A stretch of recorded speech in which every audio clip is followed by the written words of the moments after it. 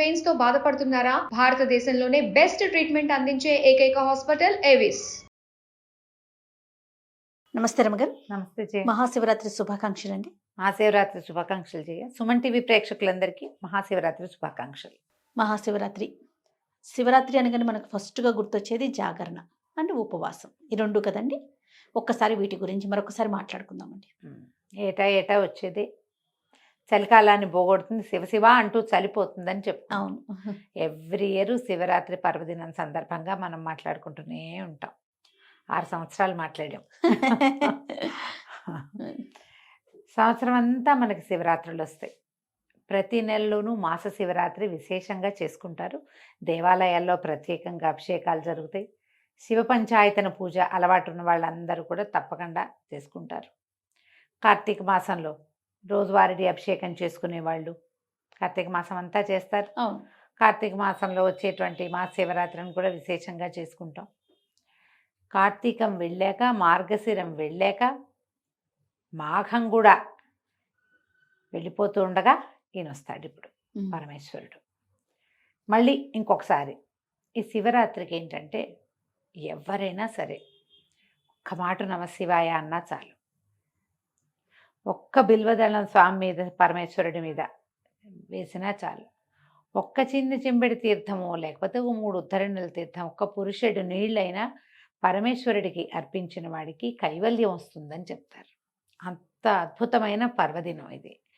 నువ్వేం చేశావు అని కాదు, నువ్వు చేసింది ఏదినా ఆ రోజునున్న గొప్పతనం ఏమిటి అనేది ఇంపార్టెంట్. మీద ఆ రోజు యొక్క ప్రత్యేకత వల్ల ఈ రోజున ఏ చిన్నది చేసినా అది భగవంతునికి పోయి చేరుతుంది.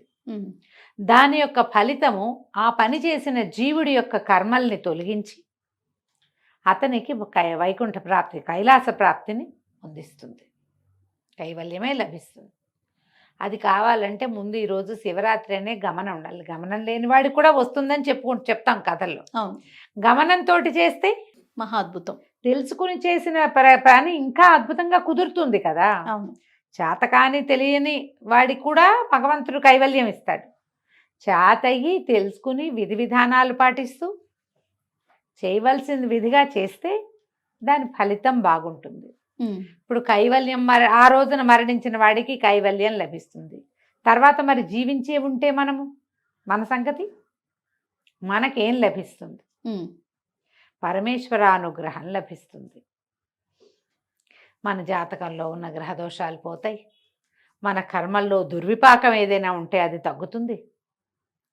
మనం ఇంకా పడవలసిన కష్టం ఏదైనా ఉంటే అది చిన్నదవుతుంది. భగవంతుడికి మనం దగ్గరవుతాం. దానికోసమని మనం ఇట్లా పర్వదినాలు వచ్చినప్పుడు ప్రత్యేకంగా చెప్పుకుంటాం. ఈరోజు గమనంతో తలస్నానం చేయండి శివరాత్రి అని చెప్పి, కుదిరినంత వరకు ఏదైనా ఒక చిన్న శివాలయమైనా మన పక్క సందులో ఉన్నదానికైనా వెళ్ళి ఒక్కసారి ప్రతిష్ఠ చేయబడిన పరమేశ్వరుణ్ణి చూసి రండి. శివలింగాన్ని చూడండి. కుదిరితే 2 మారేడు దళాలు స్వామికి సమర్పించి కాస్త నీళ్లు పోయటానికి అవకాశం ఉంటే పోయండి. అభిషేకం వాళ్లే చేస్తూ నిన్ను చూడు నీకు తీర్థం ఇస్తామంటే అభిషేక తీర్థం పుచ్చుకోండి. భస్మాన్ని ధరించండి. నోటితోటి ఓం నమ శివాయ అనుకోండి. పంచాక్షరిని, ప్రణవ పంచాక్షరిని వదిలిపెట్టకుండా ఉంటే చాలా మంచిది. ఏదో మాట్లాడుకుంటూనే ఉంటాం, పనులు పాటలు ఉంటాయి కదా, ఆఫీసులు ఉద్యోగాలు ఉన్నవాళ్ళు అవి ఉంటాయి. సంసారంలో ఉన్న వాళ్ళకి జంజాటం తప్పదు. జంజాటంతో పాటే పంచాక్షరిని వదిలిపెట్టద్దు. దీంతో మీరు ఈ రోజున దుర్భాషలు ఆడకండి.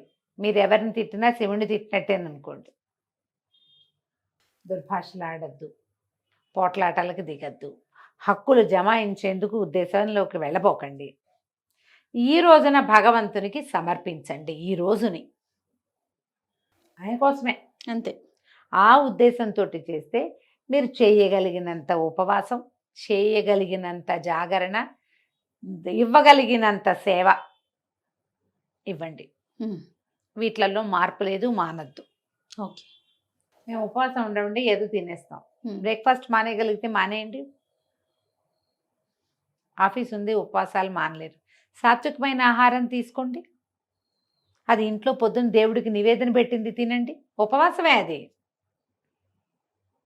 ఈయనకి అన్నం తినకూడదు లాంటివి ఏమంటారు, మనం ఏకాదశికి చెప్పినట్టుగా ధాన్యంలో మురాసురుడు ఉంటాడు కాబట్టి అన్నం వర్జేతన్నారు, అన్నం వర్జించమన్నారు. కానీ శివరాత్రిగా అన్నం వర్జించాలన్న నియమం లేదు, ఆ మాట చెప్పటల్లా.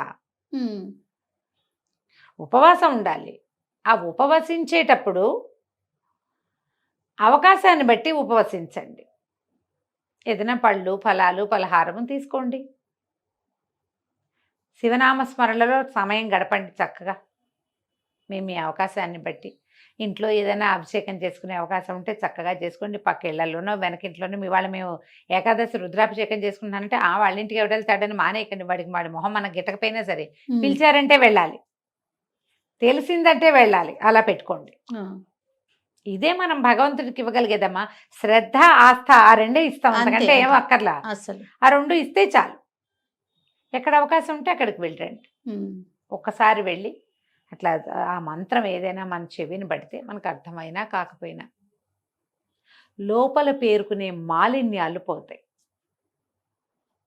శివుడు అభిషేక ప్రియుడు, మనం ఎప్పుడు చెప్పుకుంటాం ఆ మాట.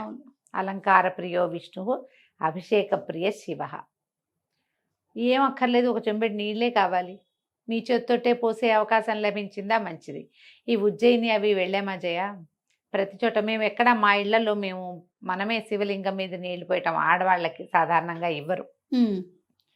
ఇక్కడ శివాలయాల్లో కూడా నేను లోపలికి వెళ్ళి ముట్టుకోవటం అది నేను ఎప్పుడు చేయలే. శ్రీశైలంలోనూ అక్కడ స్పర్శ దర్శనం అవకాశం ఉన్న చోట మాత్రమే చేశాం, కానీ ఇంకెక్కడ నేను ముట్టుకునేదాన్ని కాదు. అక్కడ ఏ చీటి శివాలయంలోకి వెళ్ళినా సరే అన్ని శివాలయాలు ఇంత బుజ్జి రాగి చెంపిస్తారు వాళ్ళు.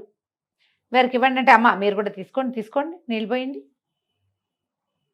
పర్లి వైద్యనాథం వెళ్ళాం లాస్ట్ జనవరిలో, మనం చెప్పుకున్నాం వెళ్ళినప్పుడు. అదే మన షోలాపూర్ అవి కూడా వెళ్ళాము అప్పుడు. ఈ పర్లి వెళ్తే పెద్ద శివలింగం, వైద్యనాథ లింగం. నాన్న మా అబ్బాయి ఆయనకి ఇవ్వండి అంటే ఒప్పుకోలే. ఆ లోపల నర్చకుడు ఆయన నీళ్ళు పోస్తారు, మీరు పోయండి అమ్మా అని ఒక చెంబి అబ్బాయి అమ్మగారికి ఇవ్వు అని మా అబ్బాయితో ఆ చెంబు నా చేతికి ఇచ్చేదాకా ఆయన ఊరుకోలే. జ్యోతిర్లింగము చేతితో చేయకూడదు, మాకు శంకలు ఉన్నాయని నేను వెనక్కి ఉంటాను, ససేమిరా అన్నారు. పోయండి అమ్మా, ప్రణవ పంచాక్షరి చేసుకుంటూ వాళ్ళు రుద్రం చదువుతున్నారు, ఈయన చదువుతారు రుద్రం, అది నడుస్తుంది. నా దారిని నేను పోసుకున్నాను అనమాట నీళ్ళు. అసలు ఈ మొత్తం ఉజ్జయిన్లో ఏ శివాలయం లోపలికి వెళ్ళినా ఓ చెంబెడి నీళ్లు శివుడి మీద పోసి బయటకు వచ్చాం. వద్దంటే వాళ్ళు ఒప్పుకోలే. అక్కడ అలాంటి పద్ధతి ఉంది, మన దగ్గర ఆ విధానం లేదు. స్వయంగానే అభిషేకం చేసుకోవాలనే అనుకోకండి, అవకాశాన్ని బట్టి. మన దేవాలయాల్లో ఇక్కడ విధానం అర్చకుడిని అభిషేకం చేస్తారు. చూసి తరించండి అమ్మా చాలు, చూసినా చాలు.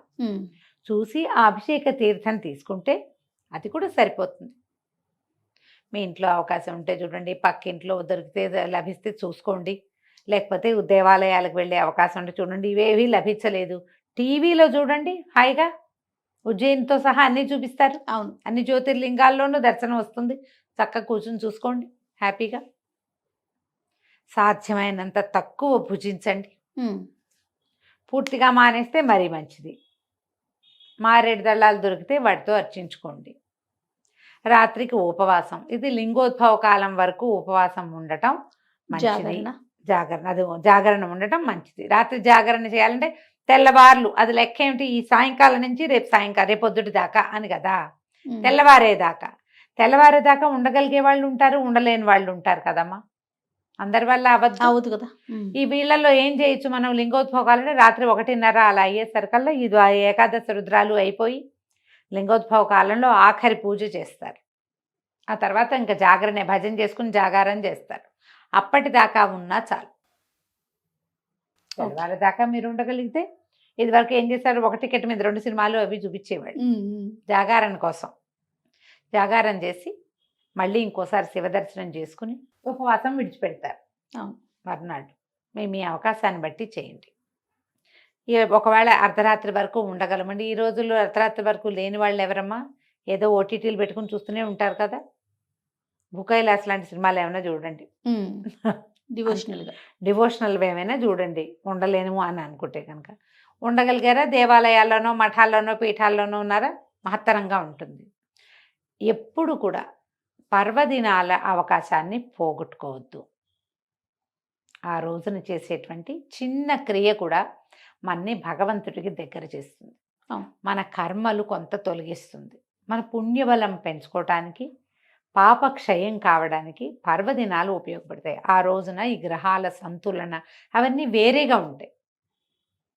లేకపోతే ప్రత్యేకంగా ఈ రోజు ఎందుకు, శివరాత్రి ఎప్పుడైనా చేసుకోవచ్చు కాదు? అవును కదా. పైగా ఇవాళ మన బర్త్డే అనుకో, సండే సెలబ్రేట్ చేసుకుంటున్నాం మనం. ముందొచ్చే సండే సెలబ్రేట్ చేసేసుకుంటాం. సెలబ్రేషన్కి కావాలి. పర్వదినాలు అట్లా కాదు కదా. ప్రత్యేకంగా ఈ సందర్భంలో, ఈ సమయంలో ఈ గ్రహాలు, ఈ నక్షత్రాలు, ఈ చంద్రుడు ఇలా ఉండటం, సూర్యుడు ఇలా ఉండటం, ఇవన్నీ లెక్క కదా. ఉన్నప్పుడు మీకు ప్రకృతి అంతా అనుకూలంగా ఉందని కదా అర్థము. అలాంటప్పుడే మనం పూజ, మన ఉపవాసం అప్పుడు చేయాలి. కుదిరినప్పుడు చేసుకుంటాం. బర్త్డే లాగా, మ్యారేజ్ డే లాగా అనుకోవడానికి వీలు లేదు. పర్వదినాలని సుసంపన్నం చేసుకోండి తప్పకుండా. మహాశివరాత్రి పర్వదినం సంవత్సరానికి ఒక్కరోజు వస్తుంది. ఈ రోజున మీరు చేయగలిగినంత దానం చేయండి, చేయగలిగినంత శివధ్యానం చేయండి, చేయగలిగిన దర్శనం చేసుకోండి. ఏది మానకండి. ఓకే, వీటిలలో అన్నిటినీ ఏదో ఒకటి కొంచెమైనా అవకాశాన్ని బట్టి చేసుకోండి. రైట్. నమస్తే. నమస్తే జయ.